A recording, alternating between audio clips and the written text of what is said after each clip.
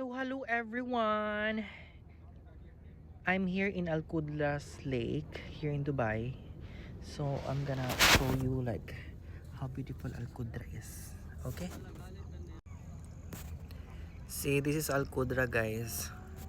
Diba? This is my very first time seeing a black swan.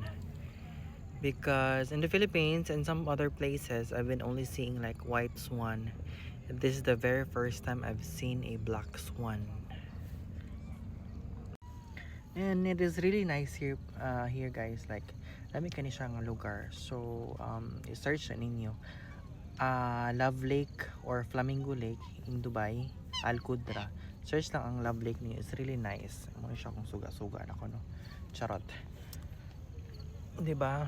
So it's my off for tomorrow, so that's the reason why I like comes into my mind nga mag-camping kay murag laay na kayo. I need to unwind. Okay?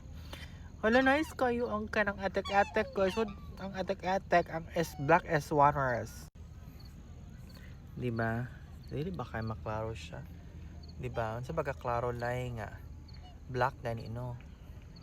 These are the places, guys. As you can see. Oh, 'di ba? So, maro pud ako ma-share ninyo, no? Enjoy lang ta, guys. Kay kapoy na sig trabaho. Kapoy na sig trabaho. Pero laban lang ta kay pobre man ta. Okay? Love ya.